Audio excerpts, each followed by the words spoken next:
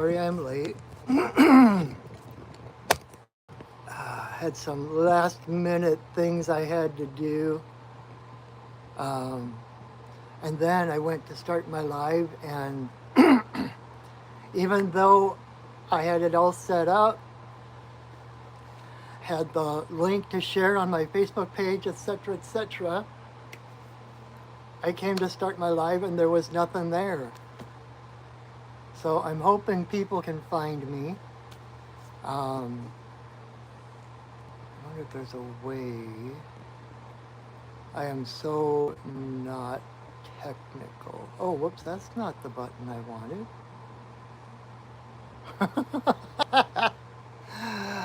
Oh my gosh, okay.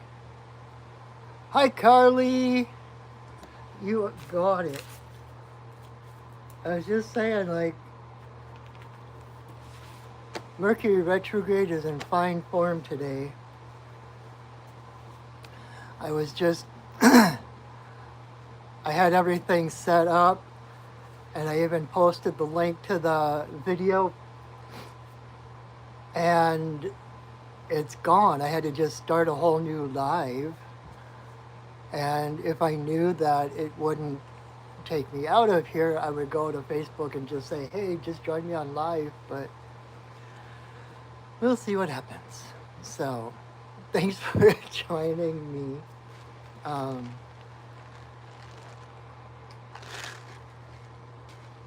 Oh, so we'll see what happens. I'm learning that one of the things that I need to learn is to let go, allow things to happen. So welcome. I am Patrick, your friendly neighborhood shaman, and if you are watching this in on the replay or whatever,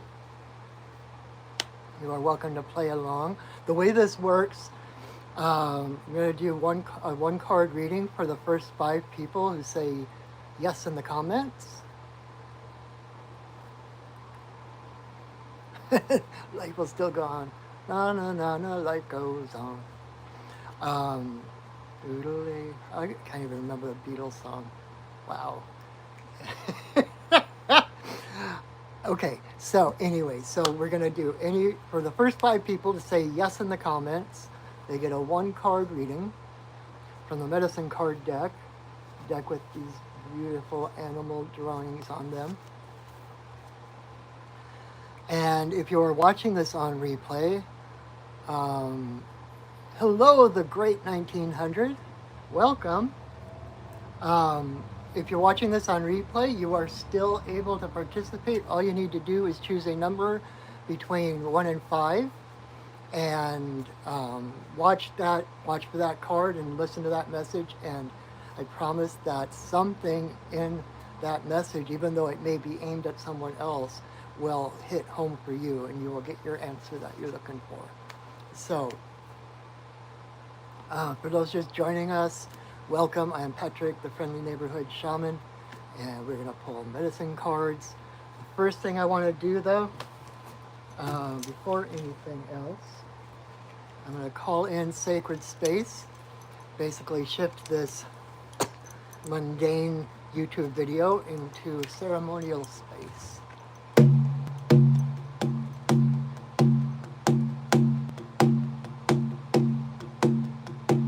Spirits of the earth, spirits of the air, spirits of the fire, spirits of the water, spirits of the upper world, spirits of the lower world, compassionate spirits of the middle world, the fae, the spirits of the land, the ancestors of the land. Thank you for your presence. Thank you for holding us in your love and your light.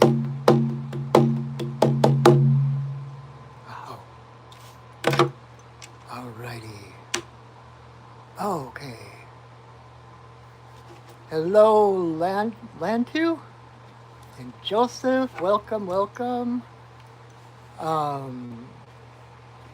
Again, for anyone just coming in, how this works is the first 5 people to say yes in the comments get a 1 card reading with the medicine card deck. And the reason I do 5 is because if you were to come to me for a one-on-one reading, the spread that I do is a 5 card spread called the medicine wheel spread. So it's like the 4 directions and center. And so at the end, after I do the individual readings, we will do a 5 card spread, do a full spread. Hi, Stephen. Oh, you're from Ireland. Thank you, from the old country. I just happen to be wearing my Riverdance shirt. I'm like 51% Irish. So welcome. Thanks for joining us.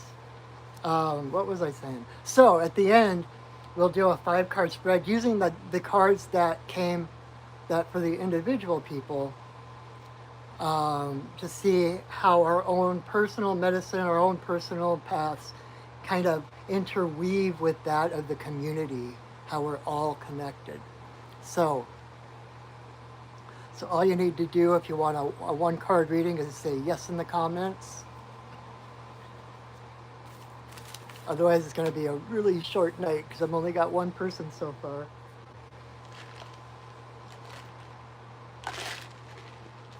You know, and all right, Stephen. And if you haven't already, please subscribe to my YouTube channel. I have like 8 or 9 years worth of these videos up there and ceremonies and all kinds of stuff. So if you ever need a little guidance or you feel like you need a little bit of sacred space, you can check out my YouTube channel, pull up a ceremony video or a reading video and just choose a number for the reading and watch. And I no matter whether you're watching it tomorrow or 10 years from now, there'll be something there for you. And what are the other things I wanted to say? Check out my website, perchingwolfstudios.net. Because of a Mercury retrograde mix-up, I don't have my normal stuff in the description yet. I'm going to have to do that after the video, but after the video I will have up there my website, a link to my regular blog, a link to my, I'm also a cartoonist, and I'll have a link to the blog where I post my latest comics. And then I will also, if you enjoy my work and would like to support your friendly neighborhood shaman, I will have my PayPal and Venmo links up in the description. You know, this is my day job. This is how I make my living. This is how I keep a roof over my kitty's head and food in her little tummy. And so anything you give is met with such appreciation. I can't even find the words to say how grateful I am for that. So, and if you want to do work one-on-one with me, check out my website I mentioned, perchingwolfstudios.net, and you can learn more about me. You can see the different services, shamanic services I offer, and you can set up a session with me right from my website. I look forward to serving you. So, all right. So, only got 2 people so far. Might be kind of a short night, but okay. Carly is first. Oh, and please share my videos. If you enjoy them, other people will enjoy them too. And you know, the more the merrier. I used to do this on Facebook. I've been doing these videos since before the beginning of the pandemic. And I switched to YouTube thinking maybe I can help more people. So share the videos far and wide. Meanwhile, card number 1 for Carly. All right, Carly, card number 1 is Weasel in reverse.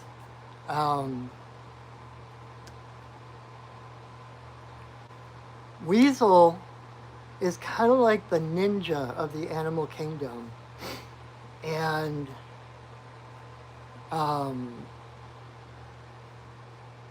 or like the secret agent. He knows the territory. He knows everything. He knows how to sneak in, to sneak out.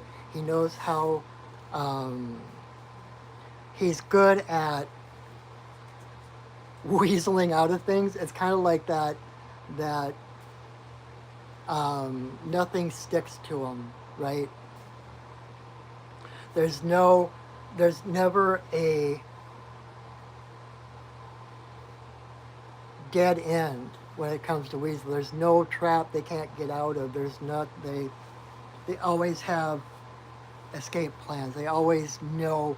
The big thing about weasel medicine is that, for instance, I sat and watched the weasel at the Minnesota Zoo one time, um, and in like 5 or 10 minutes, I swear that weasel covered every square inch of his. It was a small enclosure, granted, but he covered every like square inch of that. Um, and it's like their metabolism is so fast that they never stop moving. Um, and weasel tends to be about, well, it's about intuition on one hand, and it's also about, it's kind of about the really kind of the connection between spirit and the physical, kind of the connection between intuition and the physical brain.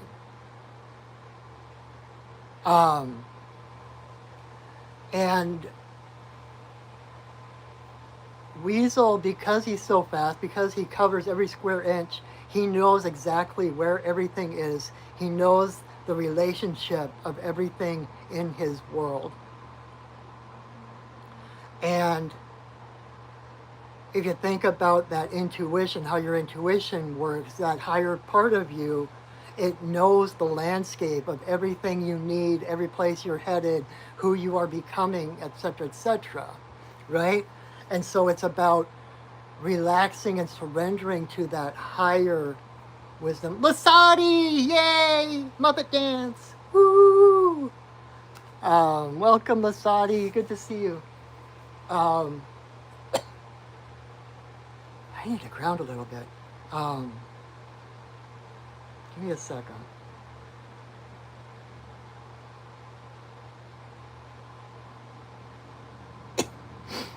So I'm trying to put this into words. It's like, because weasel knows the landscape, when he needs something, he knows exactly how to go to get it. He actually also knows how to kind of leverage the universe to get what he wants. He knows how to talk. Like it's said that weasel could, how did they put it? It's like talking to the Buddha, and leave the Buddha contemplating his own navel. And so there's a bit of a trickster vibe to weasel. And he's able to. I don't like the term manipulate. It's not that he's manipulating, but he knows how things move, and he knows how to kind of tell the wind which way to blow. That's what just came into my head.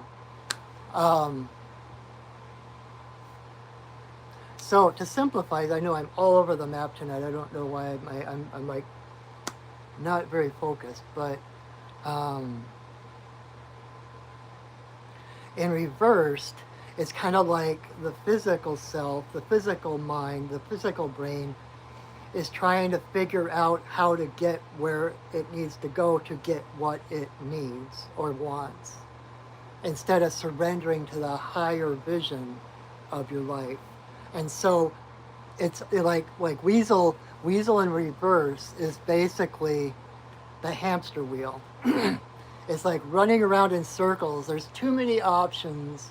Your brain cannot conceive of which is the correct way to go because there's just too many options. You can't logic your way forward. And so it's time to settle that brain, find stillness, and allow that intuition to come in and to follow your heart in the direction it needs to go.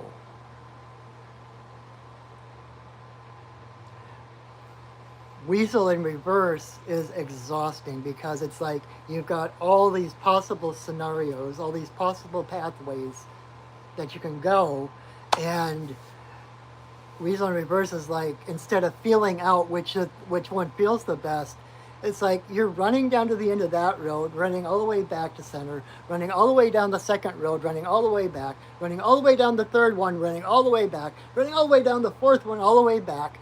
You're exhausting yourself by trying to figure it out by going there physically when it's an energetic thing. Does that make sense? Thank you. Thanks, Valerie. I noticed that, and I'm just ignoring them. Okay. Thank you, though. I appreciate that.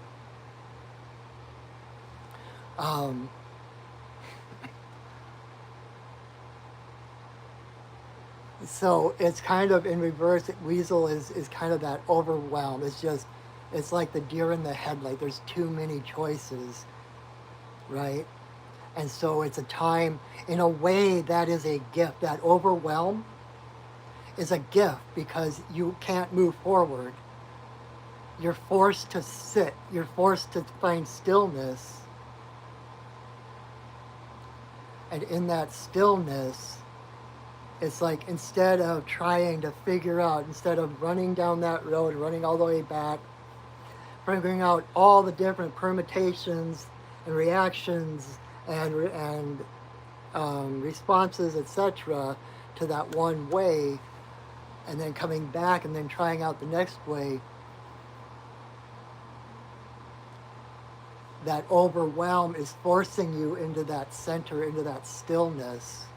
And so it's surrendering to that stillness, allowing that stillness, rather than to keep pushing and resisting. But I got to figure this out. I got to get over here. I need to get over there, right? It's take a breath. You already know the way you need to go. It's a matter of trusting, right? It's like, remember that the universe is like a giant UPS system. GPS system, UPS. The universe is a giant GPS system. Your job is to put in the destination. Your job is to set intentions, to visualize, to begin the manifesting process of what you want, what you desire, who you want to be, whatever it is. That's you putting that destination in GPS. And then your job is to sit back and follow the directions of the universe, follow the breadcrumbs. Just like a GPS, it doesn't give you the entire journey all at once. It's like, okay, go up a mile and take a right on Highway 3 or whatever it is, right?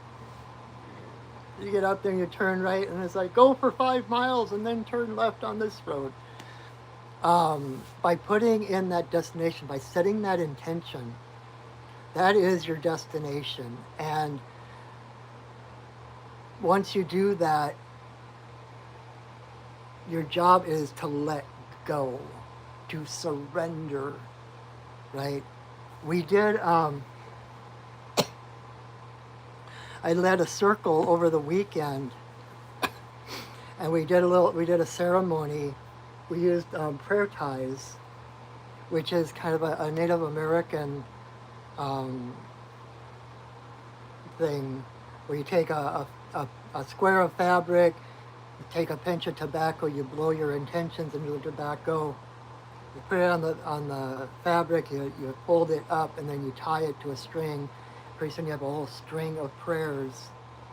And so we did that. We each of us did like three. We did what we wanted to release, what we wanted to create, and then left the third one open for this or something better. And so we did that. We went around the circle 3 times, and then we burned them. I love fire ceremony. It's so simple, but it's so powerful. And one of the people even commented about how profound that was, like how it was like she said her prayer and then burned it. There was nothing left of it. She couldn't take it home with her. You can't retrieve the tobacco back from the fabric once it's burned. You can't take it home with you. You have to let it go. It's like you totally need to release it to the universe, and then it's in the universe's hands, right? A while back, I had these decisions to make, and I was all over the place trying to figure out what was right, what was not right, how was it going to affect the world and other people, and blah, blah, blah. And a friend of mine, another shaman, mentioned to me how she had been having a tough time around certain issues. And finally, at one point, she realized that she needed to delegate to the universe. It's like, okay, universe, I don't know how to do this. I don't know what the highest vibrational path forward looks like. I don't know which choices to make. So I delegate it to you to take over, and you do, and you guide me and make the things come together in the way they need to for the highest benefit of all beings, right? And it's so scary for those of us in our Western society and stuff, because we're taught to control, we're taught to hang on. We're like, we have to be in control every step of the way until we see it through. And so letting go feels almost irresponsible, right? Which I encounter that all the time. It's like this wrestling match between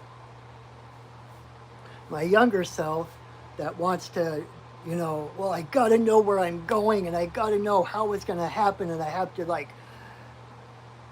be responsible, and I have to suffer for my art or whatever it is, right? And versus the present me, who sometimes is afraid I look like I'm just lackadaisical, like I'm just like, oh well, like apathetic. There's the fear of appearing apathetic because you just let go and allow the universe to happen. But the thing is, it's not apathy, it's a relationship. Because your job is to set the destination. You're not just sitting back and, whatever. It's like you're setting the destination. You're deciding what it is you want. And then you're following the breadcrumbs. It's a co-creative venture.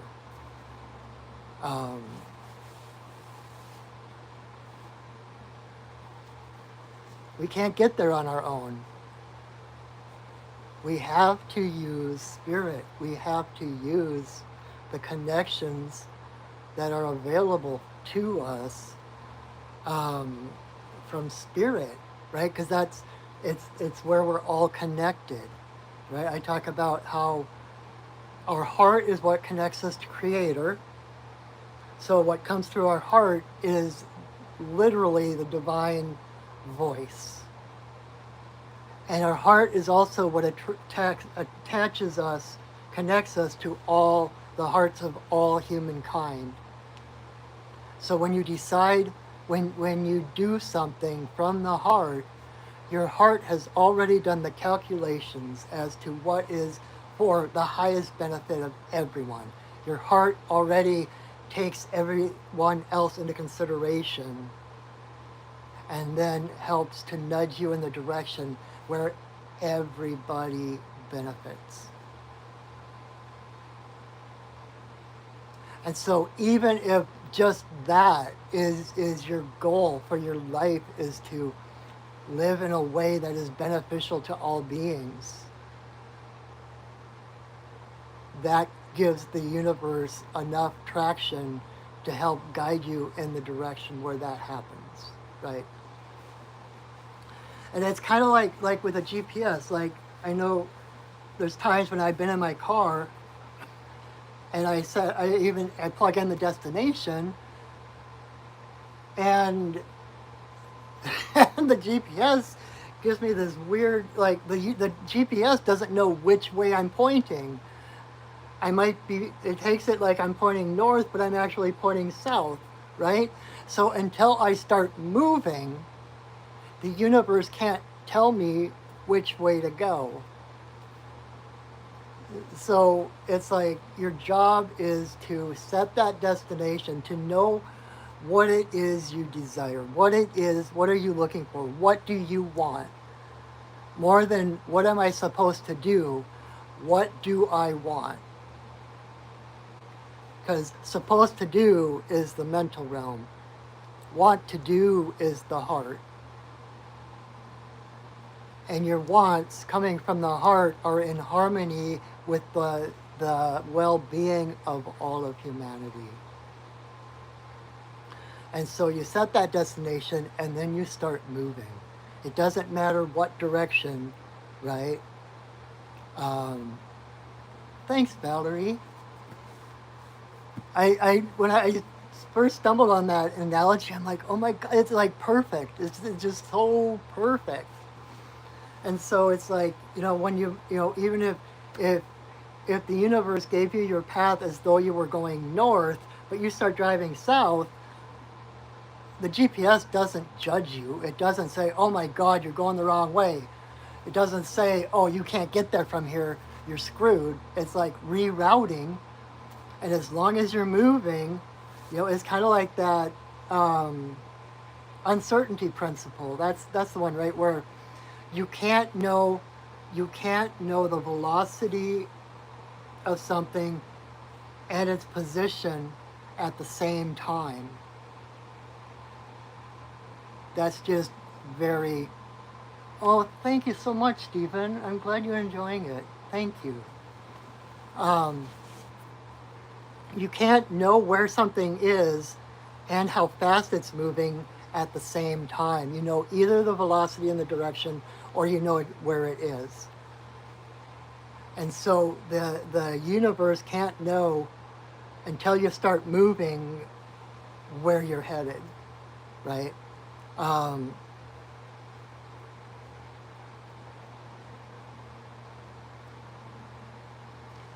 Getting back to Weasel, God, we only got 2 people so far, so if anyone's come in and they want a 1-card reading, all you need to do is say yes in the comments.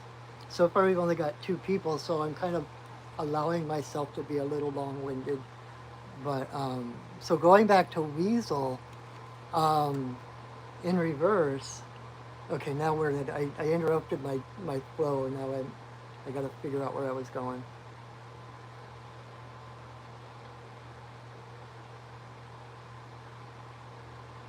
It's like if you think about like a record on a record player.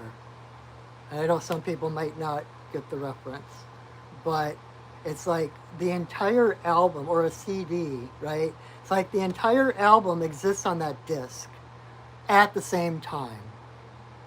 Hi, Sarah, welcome, yay, good to see you. If you take a CD or you take a record album, the entire album, every song, every note, every rest is on that disc. And depending on what song you want to listen to, you put the needle, or you start it at a certain point on that disc, right? Weasel is running back and forth in reverse. It's like running back and forth, trying to figure out what song they want, where it starts, where it ends, blah, blah, blah. And the whole thing is there right now.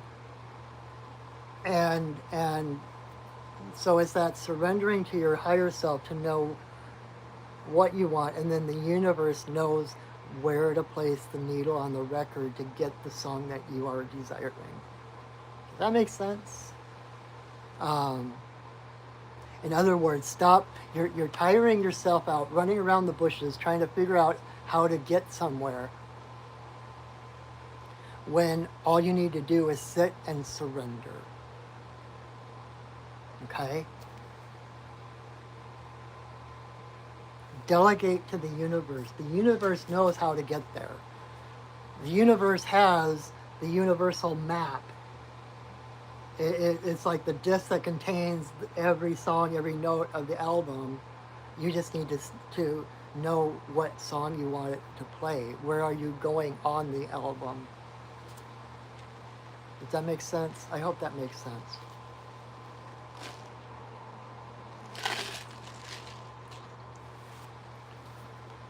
So,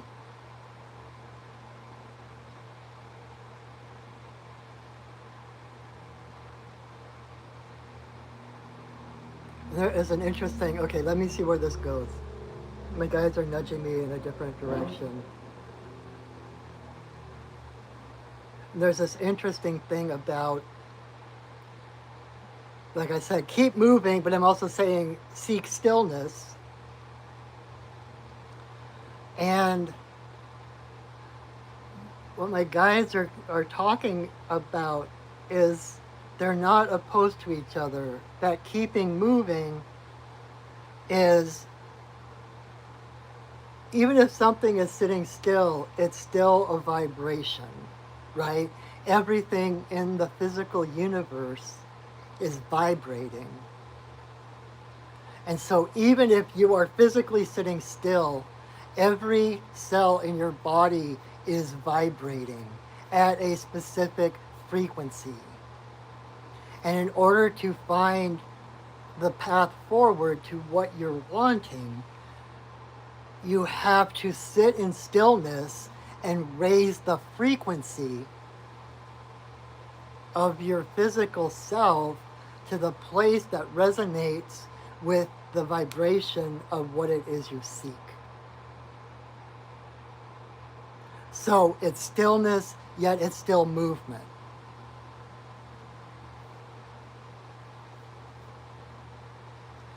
Because in order to create a path forward, in order to create the things that you're desiring, you have to become the person that resonates at that level to be able to accept that frequency of whatever it is you're manifesting.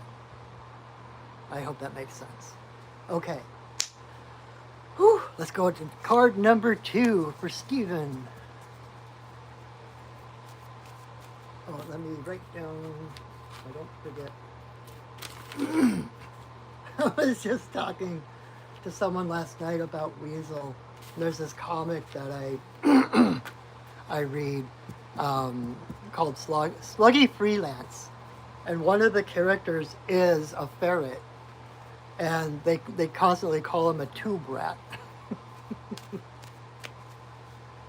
And when they're bored, they want something to do, they'll feed the ferret pixie sticks. Then put on all the protective hazmat suits and everything, and get out of the way. All right, Stephen from Ireland.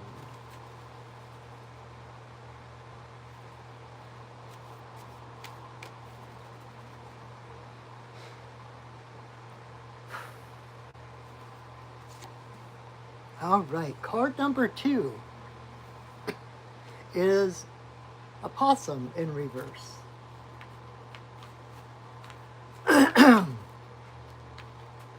And possum,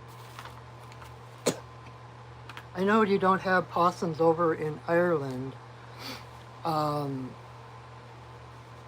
possums, the main thing that possums are known for is playing dead, right? That's their defense mechanism. When they're threatened, they will fall over and play dead. And they actually will emit the scent of death. Like, it's not just an act, it's like they would physically start to smell like they're decaying. And and they're able to do that until the predator goes away. Um, and so possum is considered the actor of the animal kingdom. Um, Especially in the fact that the act that they put on is death, right? Um, and those of you who follow me on Facebook and TikTok and um, other areas know I had a really dear friend that died a week ago. And she was a high priestess. She was very spiritual. She'd been a mentor to me for like 30 some years. And I got the opportunity to talk to her before she passed and tell her how much she meant to me and vice versa. And one of the things I was able to tell her was that, you know, as a shaman, a shaman is said to walk with a foot in both worlds, right? The spirit and the physical. But as a physical human being, it is so easy to get distracted and get focused on the physical aspects of the world and to forget about death and the other world, right? And her diagnosis kind of just brought everything back to center for me, reminded me of that walking with a foot in both worlds. Because they're not, like we try to play one off of the other as if one is more important or one is scary. And when they both, it's the yin yang, it's the white and the dark, right? And the darkness, like you could almost think of a possum as a little shaman, because shaman, when we journey, we do a shamanic journey to the other world, we always cover our eyes. We seek out the dark so that we can find the light and bring that light into the physical world. And so when possum goes into his trance to fake being dead, it's almost the same as doing a shamanic journey, going into the other world. And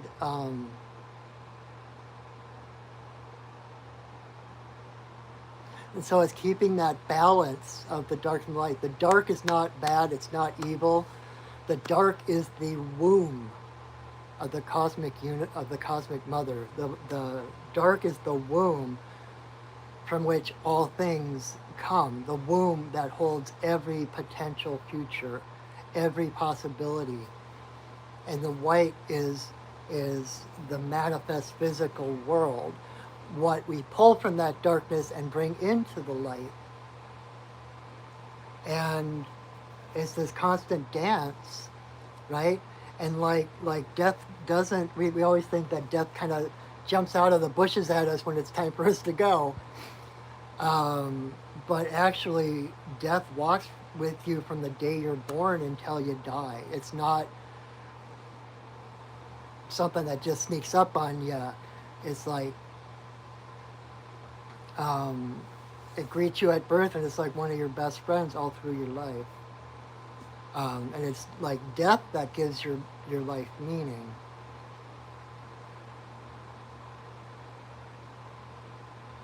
I'm like, I feel like I'm just like all over again.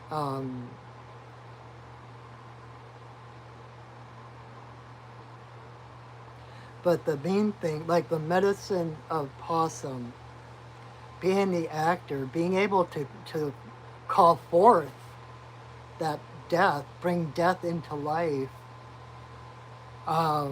is magical. It's mystical. It's as the actor of the animal kingdom, it's remembering that we are spirits having a human experience, not humans having a spiritual experience. That who we are, our essence, is beyond the dark and light, beyond the black and white, beyond that duality. And so we dance back and forth on both of them, and we can call one into the other one as needed, as desired. Because this world is all an act. And that's kind of the point of possum medicine.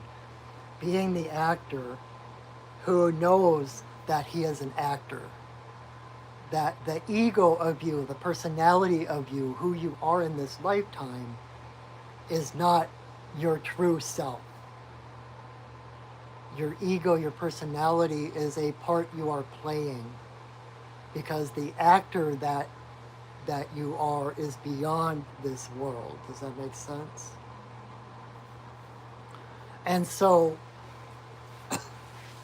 you can pierce the fourth wall.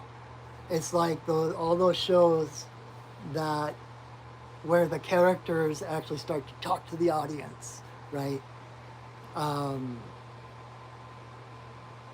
only one I can think of right now is, if you've ever seen the She-Hulk series from the Marvel Universe, where she starts out and she's talking to the audience like, oh, like, well, that was a strange way to end that episode,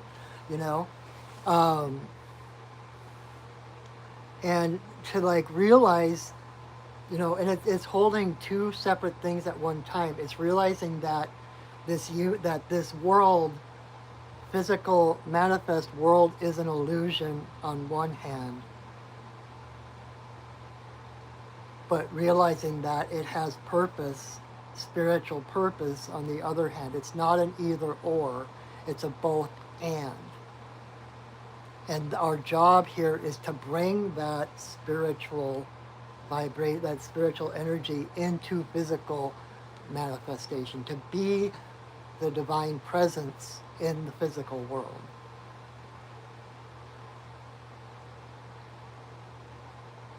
Is that making sense at all?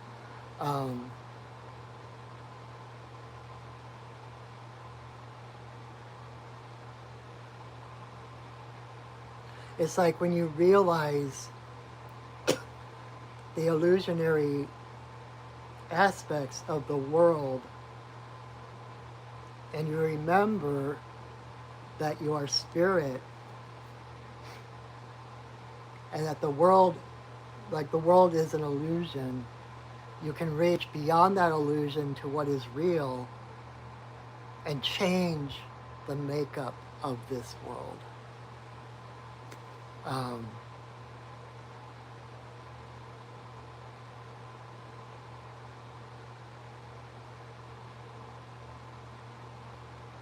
And when you're an actor, when you realize that you're an actor, it's easier to let go of that ego. Like there's a quote from Alan Watts that I love. He says that when you know the ego, the I, is an illusion, it won't go to your head so badly when you wake up and realize that you are God.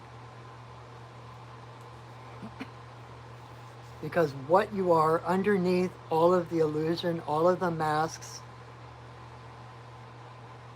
all the seemingly solid reality, is spirit, is divine, is love. And it takes practice to walk through the world in that way, to walk that path of faith and belief, knowing that I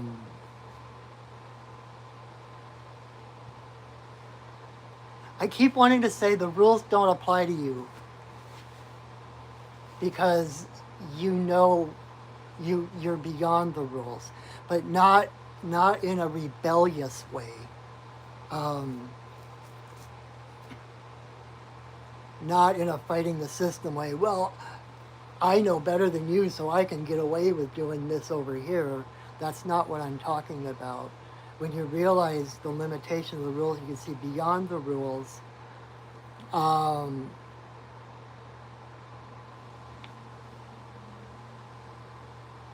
then your heart again becomes your compass, becomes your guide. And um, to do, there was a meme about the difference between being religious and being spiritual. And the religious thing was saying that people will do, how does it go? People will do what they're told, whether it's right or wrong. Spiritual people will do what's right no matter what they're told.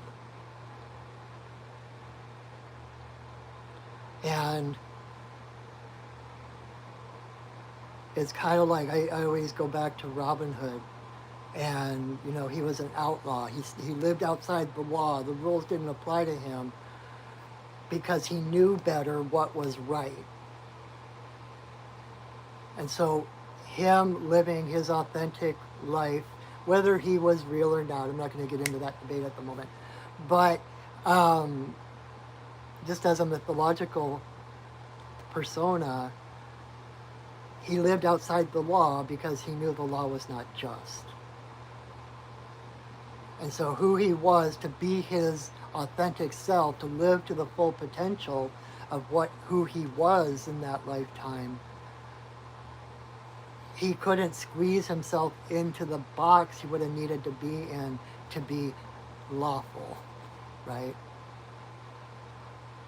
So he did what was right, whether it was within the law or outside of the law.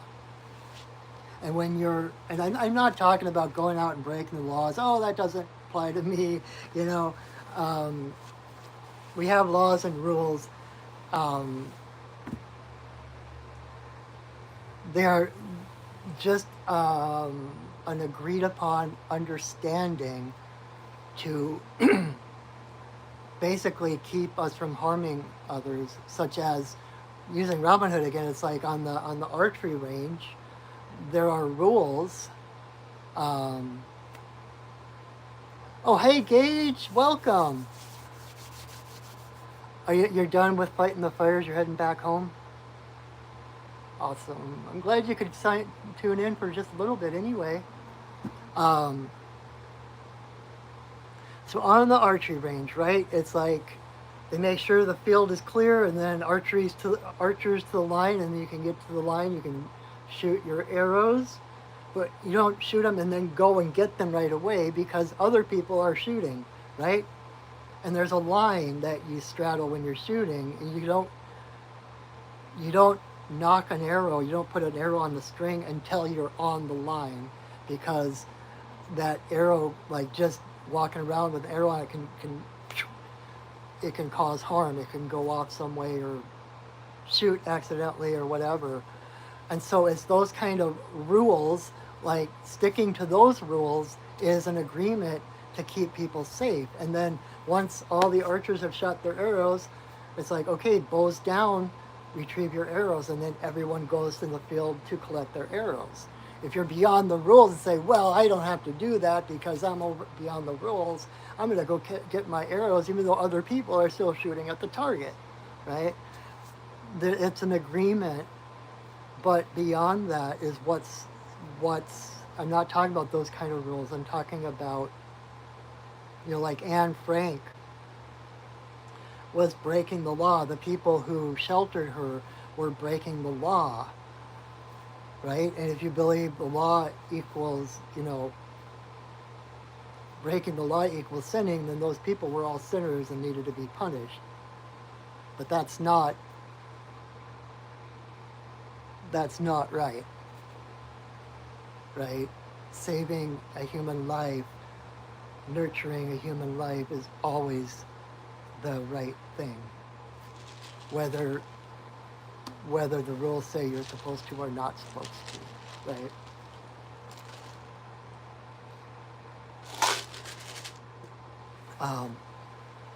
So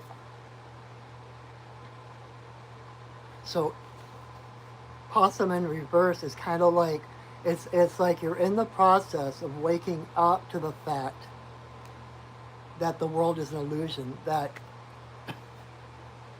if you look at all the things you've learned since you were a kid, that the universe actually works in the opposite way we were always taught.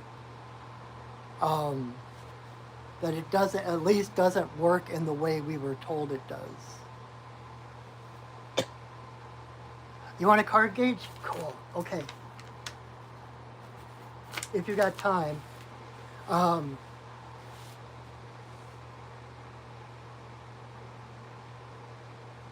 The other part of that, realizing that you're an actor in this play, you are the star of your show, right? Everyone is the hero of their own story. So you are the star of your own life. And you can affect the plot of that by the choices you make, right? I always joke that, like, there are times in my life where I have a choice of things. I could go one path or the other path, or the normal path would go this way, but I'm at this crossroads, and I ask myself, and I really do this, like, I'm like, so when they make a movie about my life, what would be the coolest thing I could do right now? What would be the coolest choice I could make right now? And then I do that. I go in that direction, totally off script, and which is a gift to itself. When you go off script, you force other people. Other people have to then respond to you from the heart because you're not following the script. They got the script in front of them. I'm like, wait, where are you? I don't see. And so they're forced to respond authentically in the moment from the heart, which is what we want. We need to be more present, right? We need the world needs more people who are walking present in the moment, empowered in the moment, authentic to what is happening, responding, not reacting, right? Hi, Kim. Yes. 1, 2, 3. You get the last one. I might have to pick up the pace a little bit to get them all in. Anyway, so Stephen,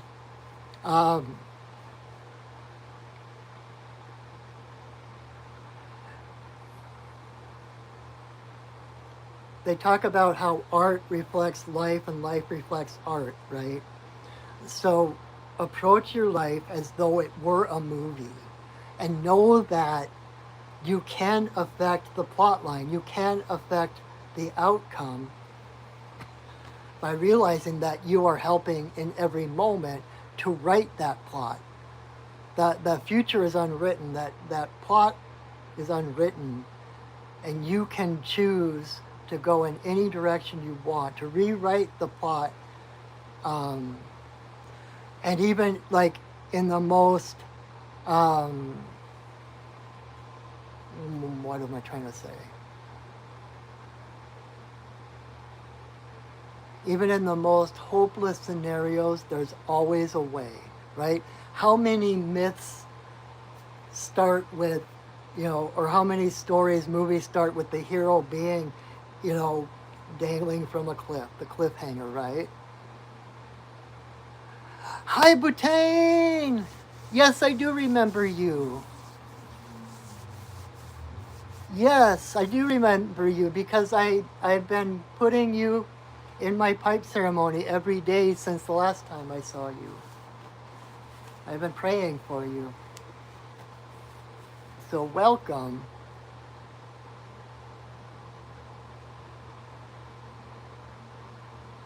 Gage, let's talk about that. I thought about that a long time ago. You're welcome, Bhutan. Gage, let's talk about that. I thought about that a long time ago, and then you had to disappear for a while. But now that you're back more regularly, maybe we can investigate that. So, thank you. Um, okay, where was I?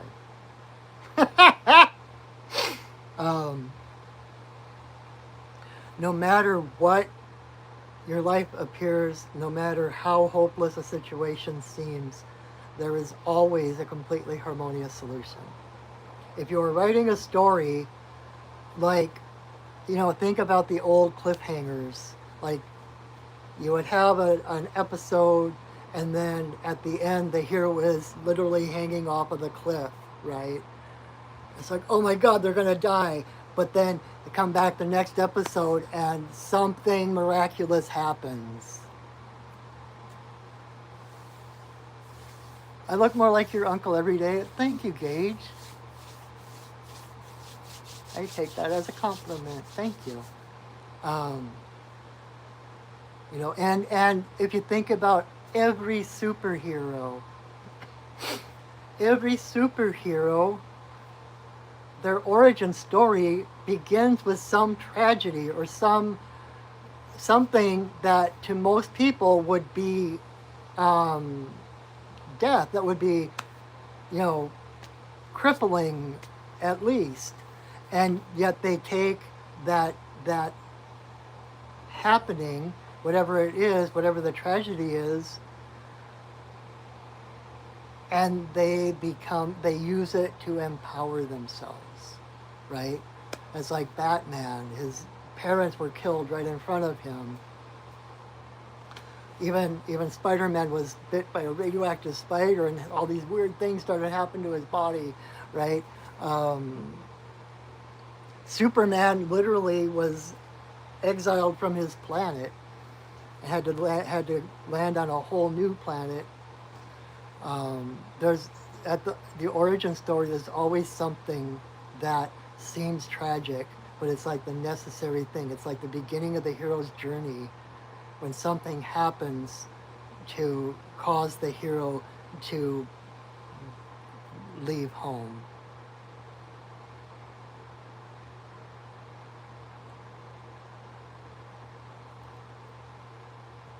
Oh, hi, Moon Honey. Bhutan. Um, the topic. Right now, I'm talking about the Happy birthday, Moon Honey. Happy birthday to you. Happy birthday to you. Happy birthday, dear Moon Honey. Happy birthday to you. 42. Do you know where your towel is? That's a Hitchhiker's Guide reference. Bhutan.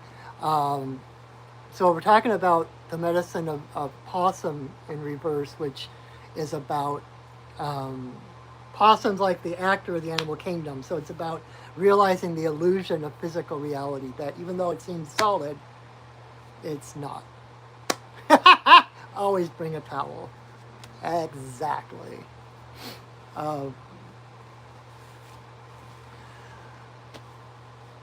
Wow. I'm like all over the place this week. And so Bhutan, I hope I'm saying your name right. Please forgive me if I'm not. With these cards in particular, it's like I work with. I love the tarot. I love other decks, but the animals. Being a shaman, my focus is mostly. I've always been connected to the animals, and so the cards basically give people something to look at. It gives kind of an interface for us to connect, and then as a shaman, I connect to the spirit of those animals, and I bring the message through for that person. But it's like everyone has animal spirit guides, right? You have totem animals, which are basically they're kind of like the zodiac sign you're born under, right? It's a sense of identity, like someone born like under, like with wolf as a totem. It's like wolf is a part of their identity. It's who they are. The totem is with you from birth until death. And meanwhile, throughout your life, there are what we call power animals that help. Um,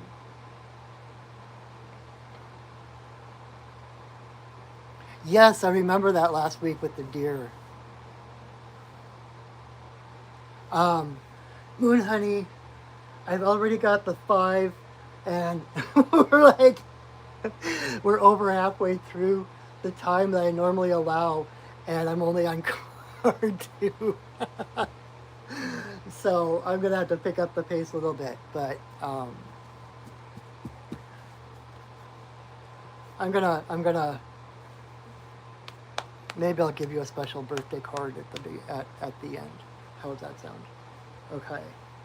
So Stephen, I hope that makes sense to you.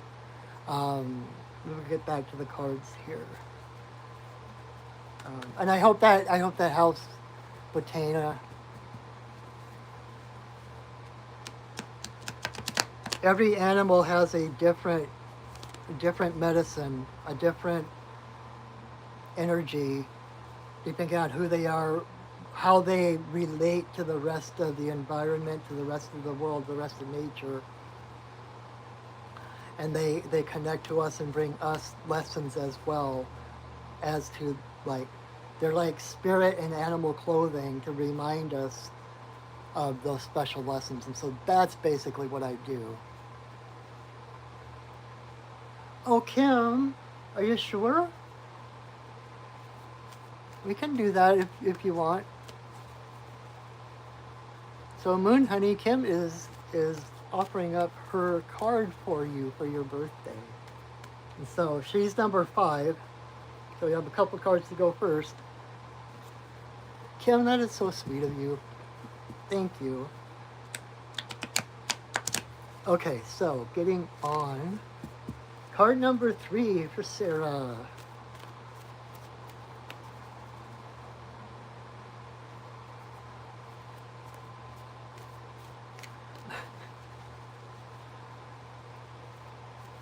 My brain wanted, as soon as I said your name, my brain wanted to start singing, Que sera, sera. Whatever will be, will be. The future's not ours to see. Que sera, sera. Gage, you are number 4. So we've got this one and then yours. All right, do you need to catch your plane? Do you want me to do yours next?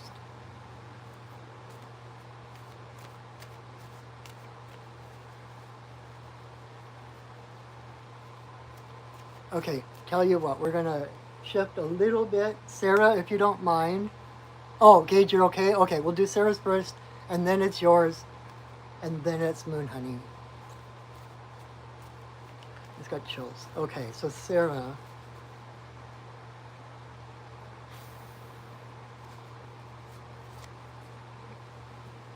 It's interesting. Everything's coming up reversed tonight. But reversed is not bad. When the cards come up reversed, it's like, at least in this deck and in my readings, it's like that animal, whatever it is present, is coming to help you and to show what is in the wings, what is coming. It's in reverse because it hasn't quite blossomed yet, but it's on the way. And so Sarah, the one that you got was porcupine. And I love porcupine. I love porcupine medicine. You got porcupine in reverse. But, so porcupine is the inner child. Porcupine is about innocence. We have this idea in society that anything innocent needs to be protected because it's vulnerable. But the thing is, when we start to protect it, we basically cage it in, and it's got no place to breathe. We basically kill it when we try to protect it, right? And in contrast, porcupine is innocence. And just by who he is, by being who he is, he has these quills growing out from him, right? Radiating outward. that protect him.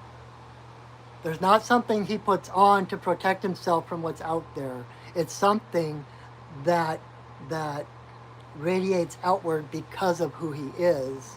And because of who he is, then he is protected. It's like innocence is its own protection.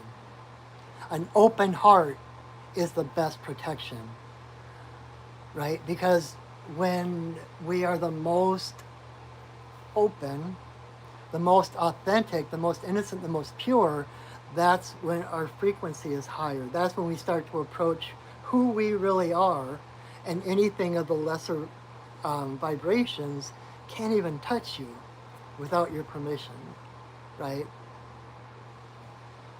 And if you think of those quills as rays of light, I like to think of a porcupine as a star, right? He's exuding all this light outward, all these beams of light going outward. So like there's no place for darkness to come in. There's no place for anything to come in at him because he's putting out so much love, so much light that he's protected, right? And it's kind of like, I remember seeing something about, I think it was a meme or something, but someone was talking about how at some point on your spiritual journey, on your spiritual path, you stop just being in a place of responding to the world, reacting to things outside of you, and you begin to emit your own frequency. You become like a radio tower. You start broadcasting your frequency. You start broadcasting that love and that peace and that light, whatever is your specialty, is your special frequency. And it's kind of like that's what is happening for you. It's like I keep seeing you as a lighthouse. It's like you're becoming, rather than just being someone in the dark that may be in the light, maybe in the dark, kind of, whatever, wandering around, you are becoming solid. You're becoming a beacon and emitting your own frequency of light that helps other people get their bearings. Like, you're not telling others where to go. You're not, you're just standing where you are, beaming out this light. And by being who you are, you keep other people safe. Does that make sense? You help other people find their own bearings to get to wherever they're going. I love that. That's like, I was telling someone recently, I did a reading for someone, and I'm like, every time I do a reading, I learn something too, because I don't think I've ever brought that up. I don't think the lighthouse thing ever came up with Porcupine before until tonight, but it makes so much sense.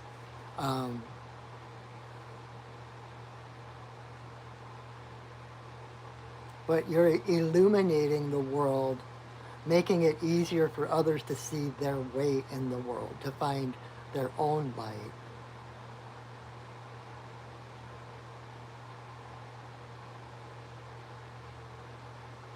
And the more innocent, the more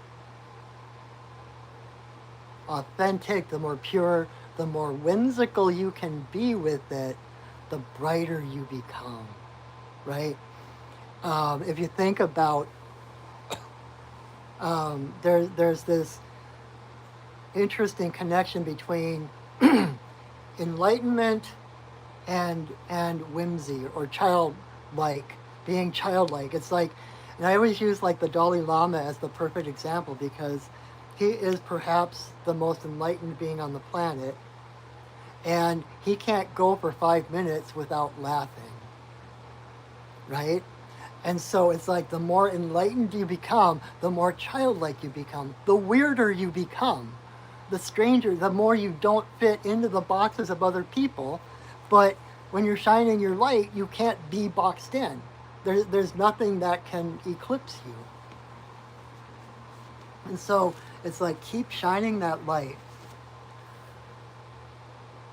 Trust your path. Trust the path of joy. Let joy be your compass. Whatever makes you shine brighter, that is the path to go. So yeah, healing and integration is a path to protection. The more healed you are, the more whole you are, the more integrated you are, the more light you show, and the less it's like the places. So it's like we're all dealing with some level of shame and pain and guilt and all those kind of things, right? And when those are not healed, they're like, if you picture yourself, your aura, right? Your aura around you, and any place that you feel shame, there's a hole in that aura. And when there's a hole in that energy field, other energies can come in. That's where people can hook you and make you feel even more shameful, or they'll blackmail you or make you feel even more guilty. And so the more we heal, the more whole our energy field is, and so the less spaces there are for anything negative to come in and affect us, right?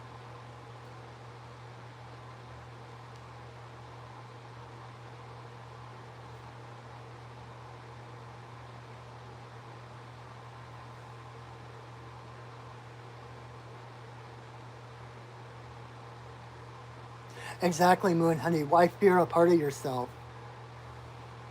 Just like Mr. Rogers said, you're perfect just the way you are. There's nothing wrong with you. You're spirit having a human experience.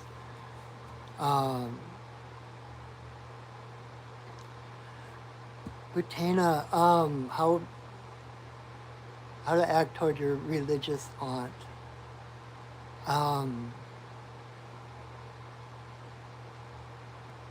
Who's coming to visit. You're Muslim, and she's so strict.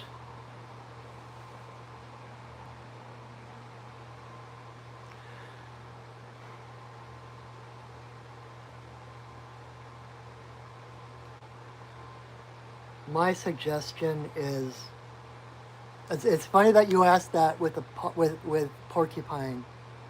You asked that while we're talking about porcupine, because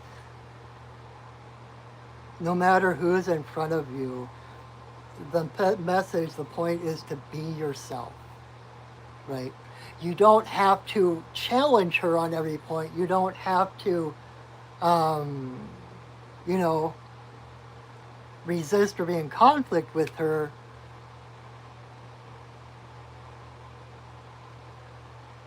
But take care of yourself, right?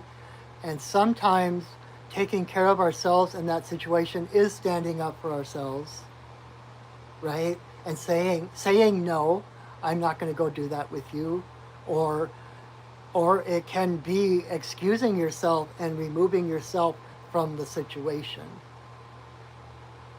Both of those ways are self-care.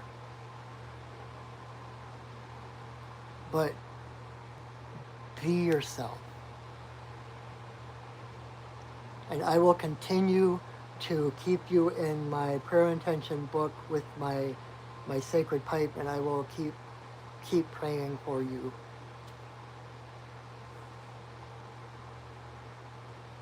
Okay?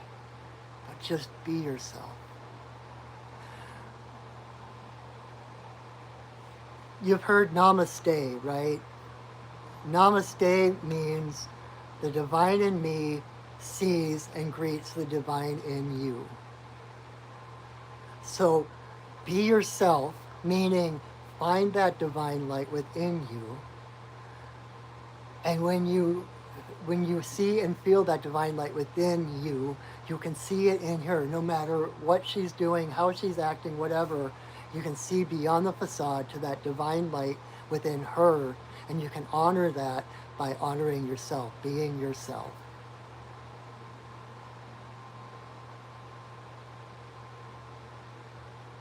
Exactly. And you're perfect. There's nothing about you to hate. Be yourself. You're perfect. You're beautiful. You benefit the world by being here. What's there to hate? And if other people, like Dr. Seuss said, he's like, be yourself. Those who mind don't matter. Those who matter don't mind. Because those who matter will accept you and celebrate you as you are. And it's people like that namaste, it's you can see the divine within them. You still recognize the pain or the guilt or the shame that they're surrounding their life with, and still you can still set that boundary, refuse to take part in that place of fear. Okay? And I will keep praying for you, I promise. All right, let's go to number 4 for Gage.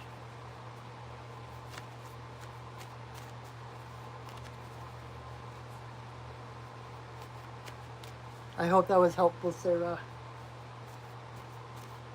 Be the light you want to see in the world.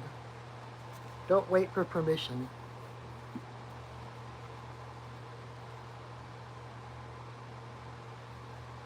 In my opinion, which car animal is the most similar to your personality? Let me think about that.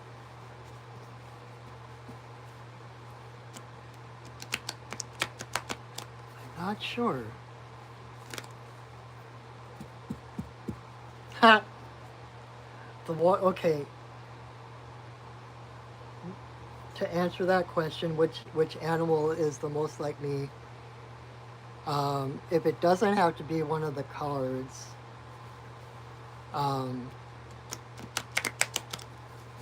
it's unicorn.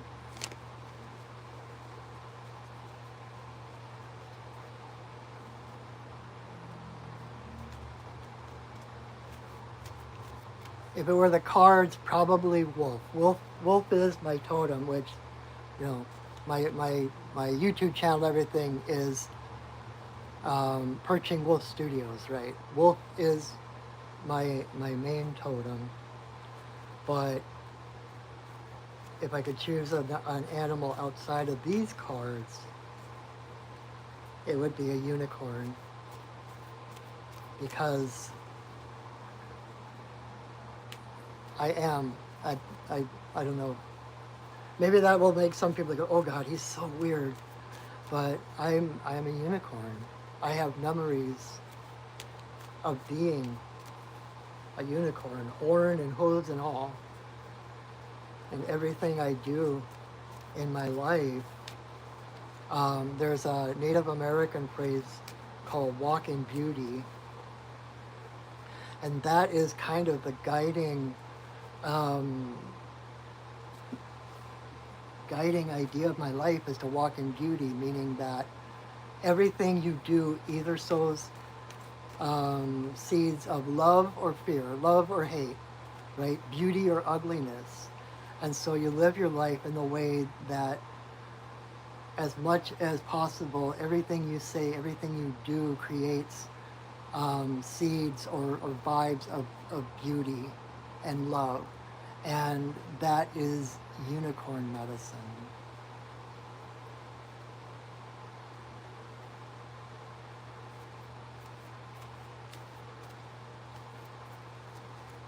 Oh, cool. Moon Honey, your animal is a black horse, and then a white tiger came in your journey. That's cool. You're like the third person I know, fourth person. I know a bunch of white tigers. I know a number of white tigers. That's cool. But okay. But yeah, my first spirit guide, well, I was raised Catholic, so Jesus was always walking with me, right, when I was Catholic growing up, and he became my spirit guide. But the first one I met other than Jesus was Amaranth, my unicorn guide. In fact, there used to be this website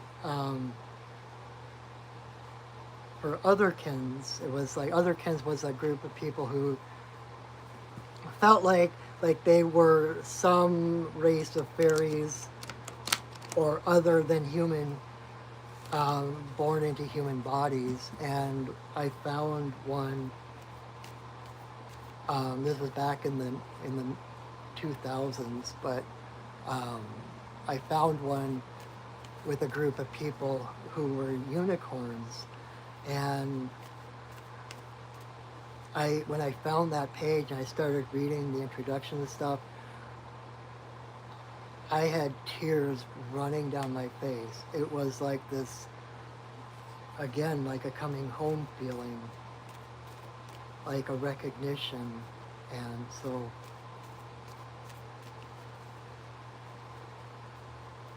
I am unicorn. People even say that at times they can see my horn coming out of my forehead. So anyway, okay, card number 4 for Gage.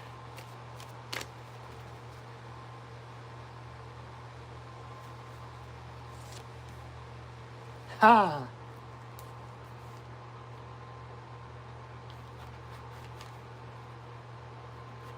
Okay, card number 4 for Gage is Raven.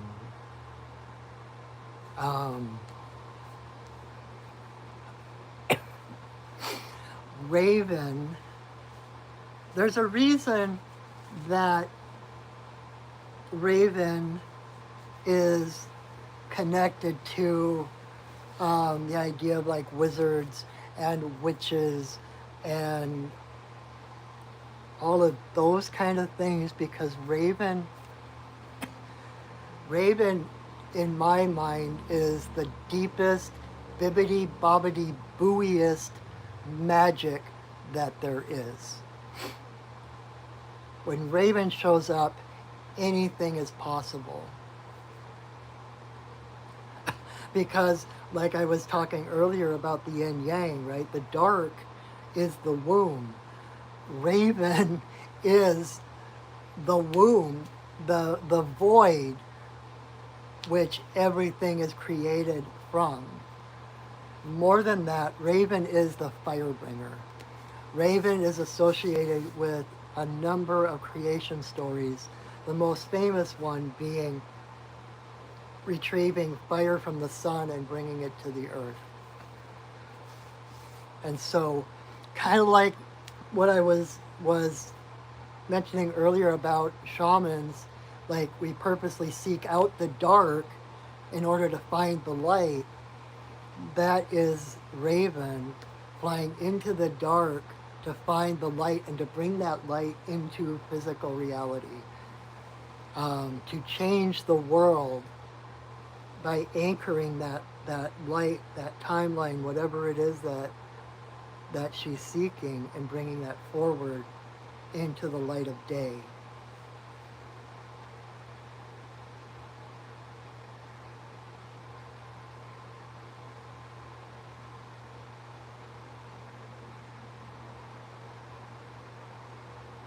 And there's a sense of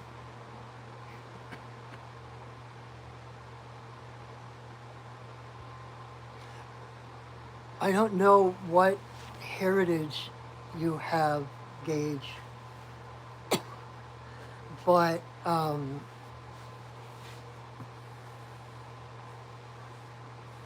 do I say this?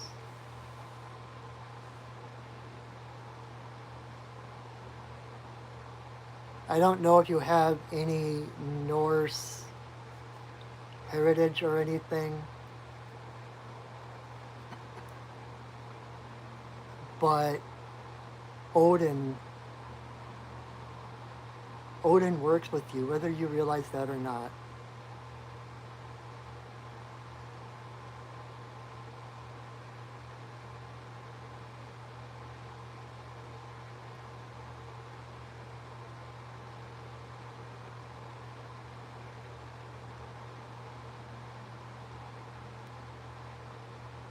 That is so cool, Moon Honey. You saw Quetzalcoatl, then you saw a guinea pig who dug a tunnel to journey back and forth through the different worlds. That is so cool. I love that. You know, and speaking about Norse, so Gage, you think you're pretty sure you have some Norse.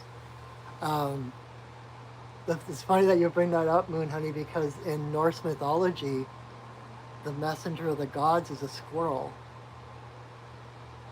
You know, the whole Norse, um, what do you want to call it, mythology or reality or cosmology is based on Yggdrasil, the world tree, right?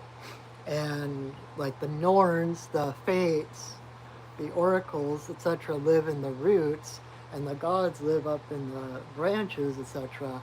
And there's a squirrel, um, Redatoskler, something like that, that he runs from the roots to the branches and back again. He's the messenger of the gods. And so having a guinea pig that that digs these tunnels, these portals for you to go to the various worlds is not that far off from Norse mythology. But anyway, Gage,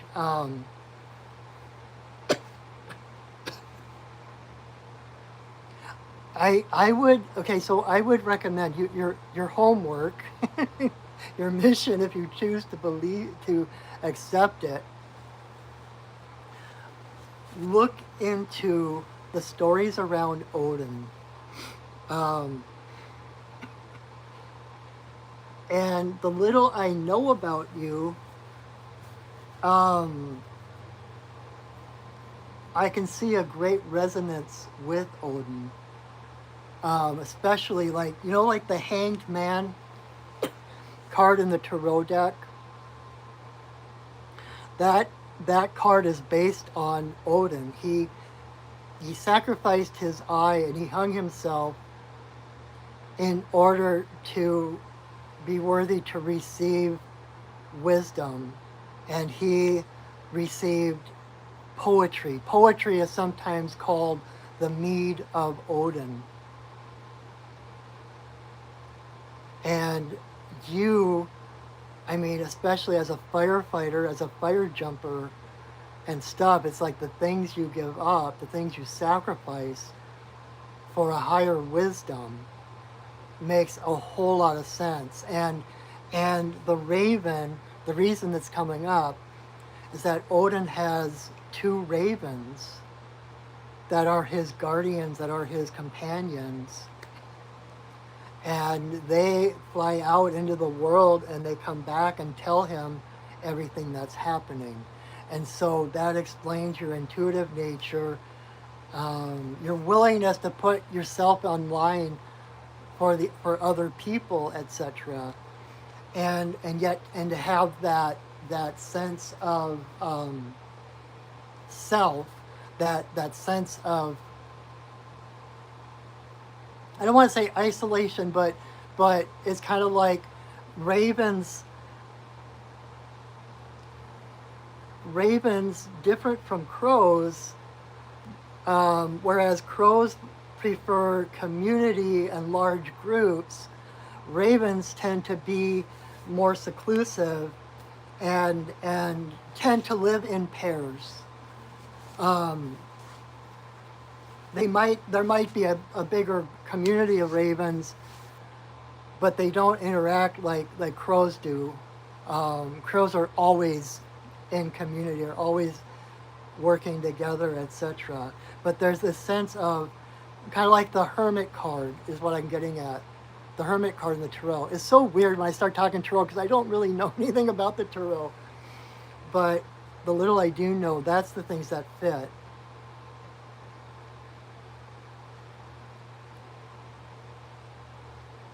And it's because of your self-knowledge, your surety of self, and your connection, relationship with the universe that you tend to live a pretty charmed life. Things kind of fall into place for you.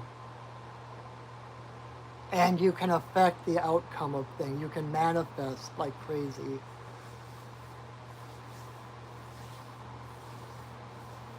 You live a pretty magical life if you have the eyes to see it, and you can do anything. Bibbidi bobbidi boo. All right. I hope that makes sense. I need to get to the next card because I'm almost out of time. I don't know if I'm even have time to do the community card. But, all right. Card number 6. Moon Honey's birthday card.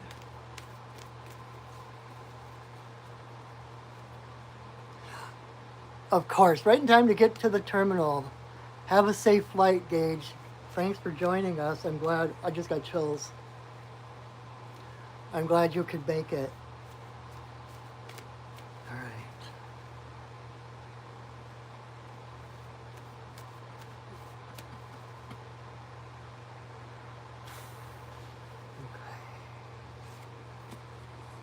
Okay.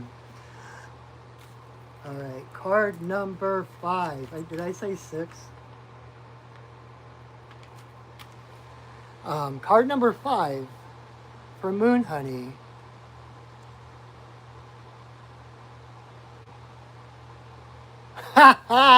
You told the guinea pig you didn't have anything to feed him, and then you started bellowing laughter. That's funny. I love journeying.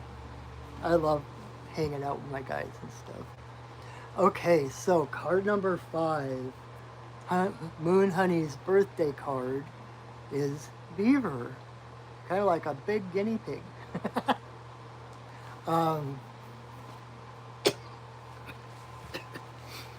Beaver is, in my mind, Beaver is the visionary of the animal kingdom.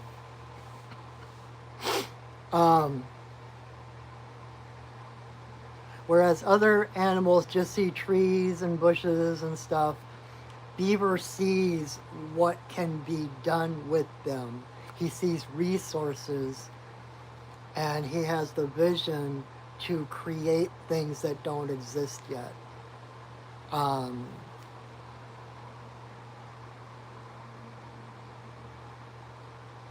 And he trusts that vision. The one thing that I love about Beaver, I have a couple of beaver teeth in various, I do a lot of kind of crafty, like talisman type things. And I've got a couple of pieces that have beaver teeth on them because it's like beaver's teeth never stop growing. And it's kind of like it's this understanding and connection to source that, you know, the vision is a gift from source. And if the vision is from source, source is going to supply you with the resources to make that vision come true. And so Beaver's teeth never stop growing as proof of Beaver's faith in what he is being shown. Does that make sense? And so it's like, if you have the vision, if you have the desire, if you have the passion for something, to create something, to initiate something, you can trust that the universe isn't going to just give you this idea and then say, go. The universe is going to supply the resources to make that dream come true.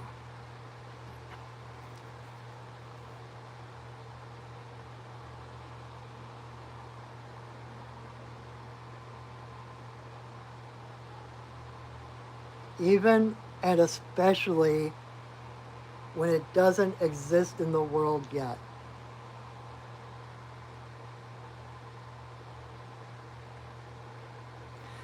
It's there's this correspondence with like introverts, with the thinkers, with the creators, etc.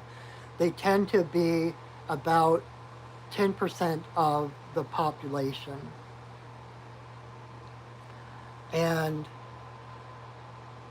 they are the visionaries. They're the ones who can see, like Leonardo da Vinci, or like Michelangelo, when he talked about, he's got a slab of stone in front of him, and he can see the angel in the stone, and he just removes everything that isn't part of that angel. It's like having this vision, and it's like 10% of the population that are the visionaries that see the future, and it's such a shamanic thing, right? It's like we journey to see what is possible. We journey to find the possible outcomes, and then we bring that energy back. And it's I can't help talking about Star Trek. Like Gene Roddenberry to me was one of the biggest visionaries, and in this time of turmoil and seeming end of the world scenarios, when everyone was fighting and there were unjust wars, and nothing made sense, and society was pulling itself apart at the seams. He had the vision to create this future of the earth where everyone worked together, where everyone was fulfilled, where everyone everyone had value, everyone was worthy, everyone was fed and sheltered. There was nobody left out, there was nobody who was unworthy. And so in the midst of that disaster, he created this vision that now has existed for 50 some years and still grows. And it's like, and that's why if you're of that mindset, and you're wondering what the difference between someone who's fanatical about Star Wars and someone who's fanatical about Star Trek, that's the difference. Star Trek is that visionary, hopeful, optimistic future, knowing that at some point humanity is going to come together as one tribe, as one race. And the point of that show too is that it's not until we come together and work together that we're going to be able to start reaching out into the galaxy. If we're in competition, nobody's going to be able to sustain any kind of system to explore outside the earth. It's going to take all of us, and it's going to take that unity of purpose and intention in order to leave the planet, right? So, in other words, believe in your vision. Believe in your vision. And again, kind of like the GPS system, it's not all going to come at once, but you will be given the breadcrumbs. Just follow the breadcrumbs, one piece at a time, and trust that the universe would not give you this vision if it were not possible, if it was not necessary, and the universe has your back and wants you to create that vision, whatever it is, and is going to give you every resource, every synchronicity necessary. The people will show up to help. The people with the information you need or the resources you need, etc., are going to show up when you need them.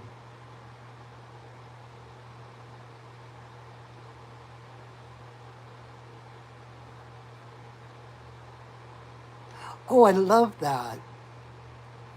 You asked why there was evil, and it was shown that it was a ripple as an agitation that occurred that will eventually become still water. Exactly. Love is the only power in the universe. Love is all that exists. Fear is evil, it's not about good versus evil. They're not two opposite forces banging their heads together till the end of time. It's about love and fear. What's seen as evil is fear. And fear is a belief in separation, a belief that someone or something is not divine, that you are not divine, or that you have to be saved, or that there are forces that um, are less than loving. It's fear is the misperception of separation. But even at that, it has purpose, because it's by facing our fears in this life that we gain courage, right? You can't have courage without fear. Fear is the essential ingredient in courage. Fear is the seed of courage. And so fear is what helps us to find our courage, to find the truth. And it's that agitation in the waves that makes us realize what is true, what is important, right? So that we can finally still those waters. It's kind of like heron medicine, where heron stands in stillness in the water, and with those skinny little legs creates hardly any interference with the water. It casts a shadow on the water, which the fish are attracted to because of the coolness of that shadow. And so it's through stillness that heron attracts, that what he needs comes to him. And so being in peace, being in stillness, the water is allowed to still around him, and then everything he needs comes to him. Everything is in harmony. There is no agitation. I love that. I love that. Thank you for that. Okay. We have like 7 minutes left. Let me see if we have time to do. So we're going to take all 5 of those cards from the individuals, and we're going to put them together in another 5-card spread and do a reading for the community. I'll make it a quick one. And while I'm shuffling through these, I just wanted to remind you again, if you haven't already, to please subscribe.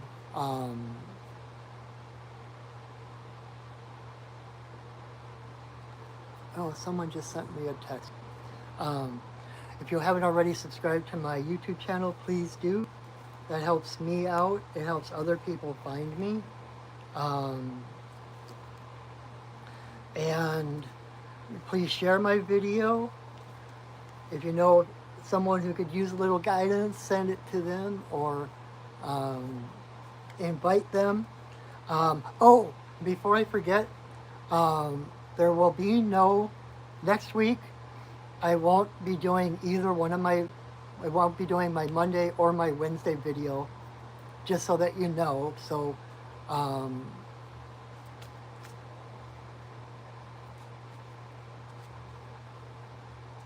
I love that with the funnel too. As the water's poured through the funnel, the waters are stirred, then become more harmonious in movement. That's beautiful. That's beautiful. And that's so accurate.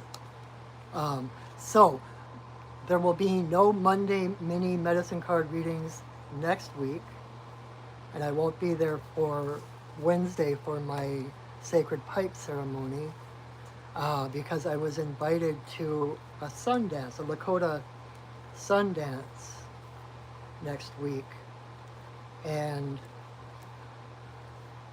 it is way off grid. There's no internet, no phone connection or anything like that. So I'm going to take a little bit of a break next week and then meet you on the other side.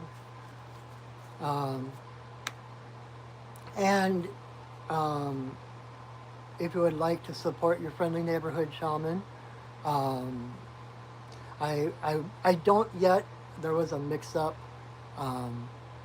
It is so cool. It's such a sacred thing, and just It's beautiful. It's beautiful. Thank you. Um,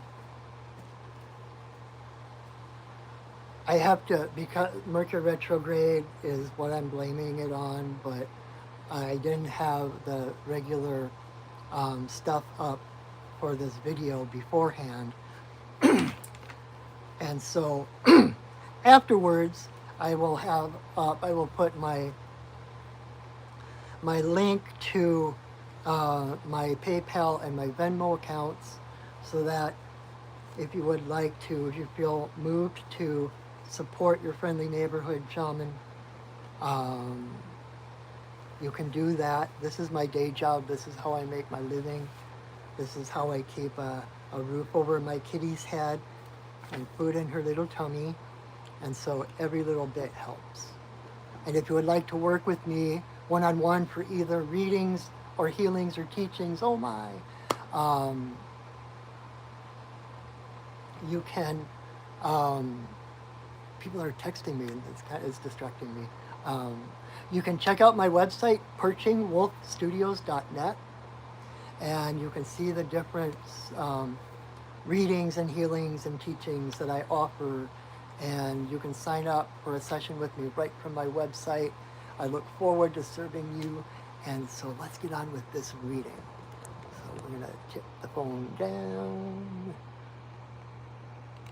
Maybe we can pull them up a little bit closer. How does that look?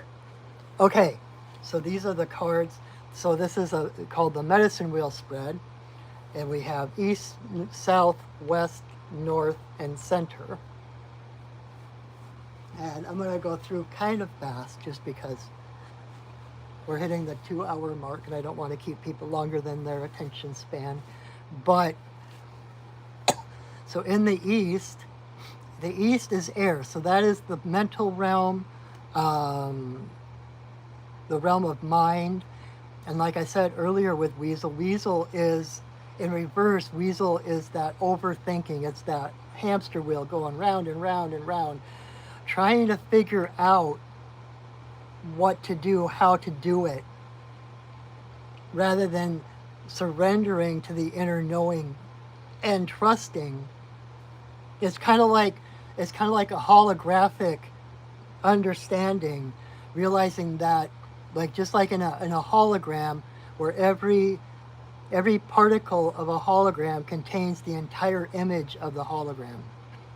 So within you, you are a particle in the universe. But within that particle, you have the entire universe within you. Like Kafka said, you can know the world without ever leaving your house.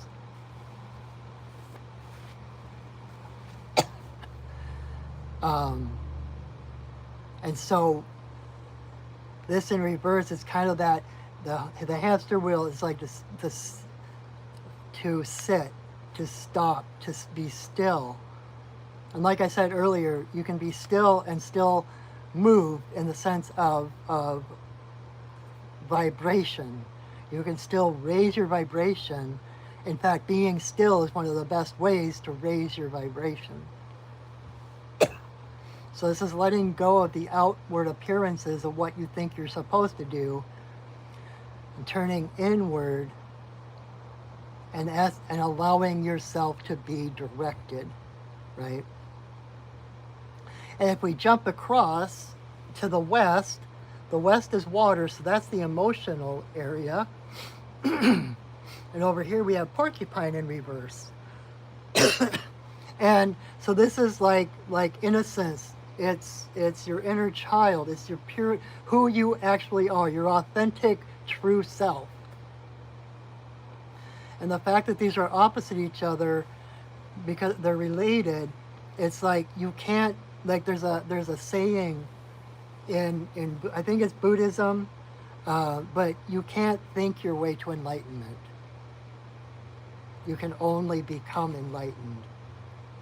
And so this is about dropping all of all the rules, right? All of the seeming things that you're supposed to do, all the dogma, all the I got to follow step 1, step 2, step 3, throwing that out and allowing yourself to become, you are already whole. You are already spirit having a human experience. And so it's letting go of the mental pollution and chaos in order to drop into who you already are. And as this is a group community reading, it's kind of like that's where we are as community, whether you're thinking local or global or whatever. We're kind of at this place where we've thought our way forward as far as we can go. And it's really easy to go down all these back roads of logic and seeming meaningfulness to what we're supposed to do, but we pretty much exhausted all our resources, we've exhausted all our paths forward. The only way forward is through surrendering. Surrendering to what is true, to who we already are. There's nothing to fix, right? You're already whole. This is going around and around trying to figure out how to fix things. But like Moon Honey's example of the water, how evil is a agitation ripple on the surface of the water, we have to find stillness to allow that ripple to calm, to become what it already is. So thank you, Moon Honey, for that analogy. Down in the south is fire. So this is the place of action. It's the place of passion. It's that kind of the card of purpose. It's that flame within us that drives us forward, right? And with possum here, it's kind of like it's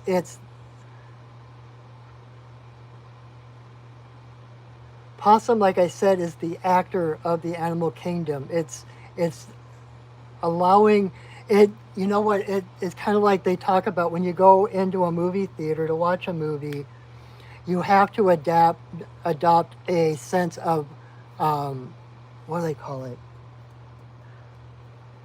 Like temporary disbelief. Is that what it's called? Suspension of disbelief. That's it. That's what Possum is bringing up, that we're at a place where we need to do the suspension of disbelief. Again, we've done all of the logic. We've done all of the practical stuff. We've been following the ways for eons that don't work, and we can't figure out why they're not working. And it's because we have to find a different way. We have to look outside. Like Einstein said, you cannot solve a problem with the same energy that created the problem. You have to step outside of that energy and bring something new to it. That is alchemy. And we're at this place where we need to look outside of what we think, like the structure of the universe, the structure of the world as we've been shown to believe, and we have to start trusting there is something outside of it. We have to break that fourth wall and remember ourselves as the actors, not as the characters. Because one thing about possum, they are immune to venoms and poisons. I read that it would take a rattlesnake like 83 times to bite the possum before possum would ever start to feel it. And if you connect that to the acting, to realizing the illusionary nature of the world, when you are not of the world, when you are in the world but not of the world, nothing of the world can truly harm you. When you realize that you're the actor, that gives you leeway to not be struck by the slings and arrows of the physical world. Right? Then if we move up to the north is Earth, so that's kind of the physical, logistical area. And up here in the north, in the Earth, we have Raven. And this is, okay, so what just came to me is really interesting. So, apocalypse. right? It's the end of the world, but the end of one world is the beginning of another world. But so many people see the end. They see darkness coming. They see this dark death, the death of all things they know, right? But it's that darkness is not the death, it's the birth, it's the womb of all possibilities. There are things that we can't even conceive of right now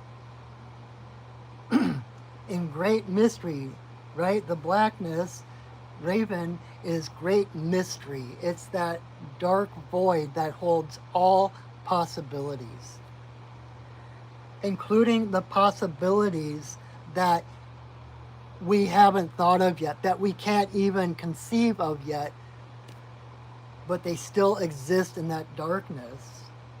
Kind of like I mentioned earlier when I led a ceremony over the weekend, and we did 3 prayer ties, one that we were releasing, one that we were manifesting, and the third one was for this or something better.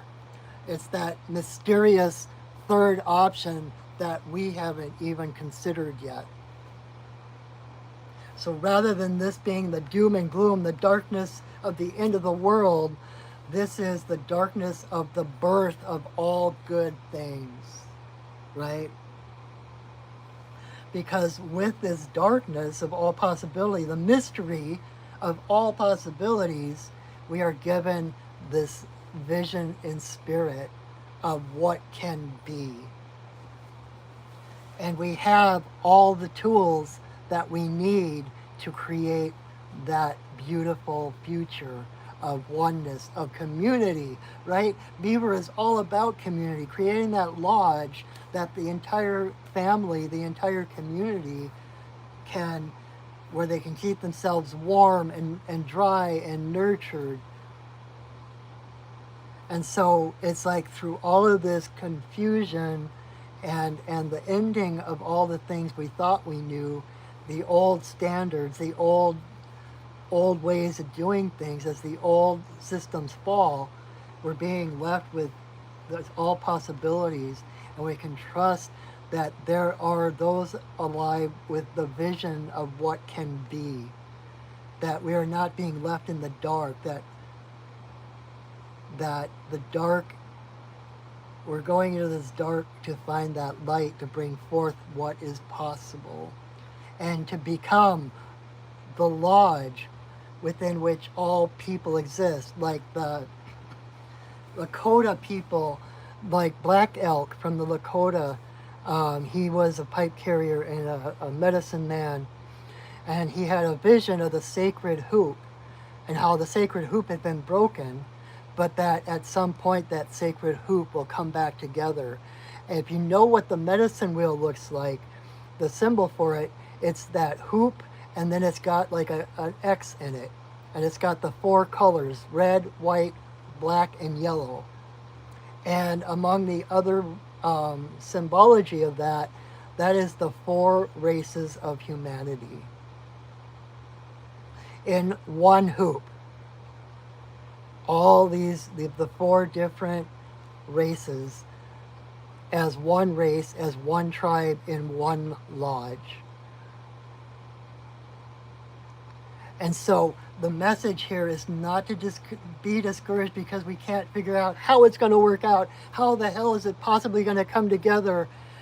Trust the darkness. Trust that there are things we don't yet know that will help us to bring together all the resources. We're being given all the resources, all the energy, all the things that we need to create this beautiful world of oneness and unity and love. So that is the reading for the community as I see it. I kind of went through it kind of quickly. I could have probably gone deeper into some of it, but I hope that is helpful. I hope that makes sense to you. And again, thank you so much for joining me. That's our time for tonight. It was a powerful reading, wasn't it, Moon Honey? I never I was just telling someone too, like when I do a reading or when I do a shamanic journey or something, it's kind of like when you dream and things just seem normal. It's just like, oh yeah, well duh, that's the way it is.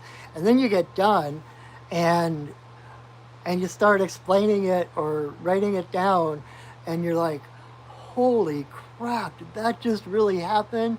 Oh my god, right? Kind of like if you've seen my TikTok video, I posted to my Facebook too. I mentioned my friend who had died last week, and her totem animal is owl, and I was down by the river doing ceremony the other day, the other evening, and an owl flew to this rock nearby as I'm doing ceremony, and I actually have video of it, and it flew away, and I was like, oh my god, that was my friend Judith, you know. And at the time I'm like, no, it's just an owl, you know, get over yourself, blah blah blah. But then afterwards, and when I started making the video is when it really struck home, and I started to just cry because I realized the reality of it, that it really was true, that was Judith's spirit that came to visit while I was doing ceremony to let me know she was okay. I'm gonna start crying now. But that's on my TikTok video. So follow me on TikTok, follow me on Facebook, um, subscribe to my YouTube channel. I'm also on Instagram, and in a little bit I will have up.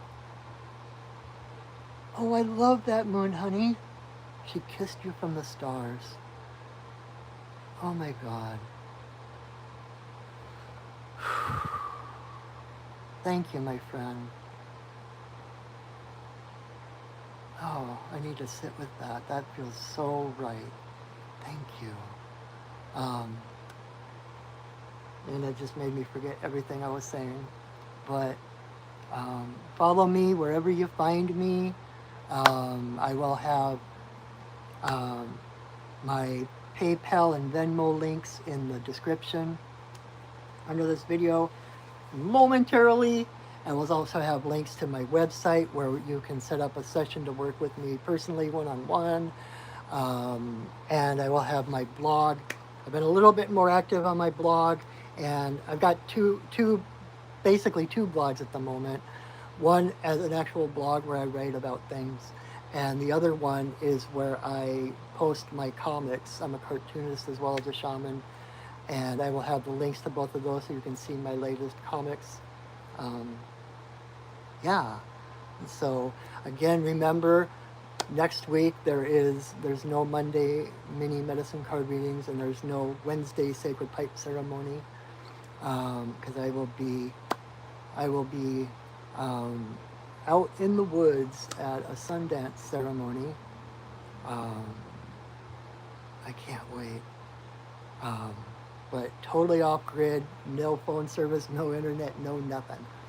So, but I will see you when I get back the following week. And until then, know that I love you, that I see you, and that I honor you. Go shining, everyone. Bye now.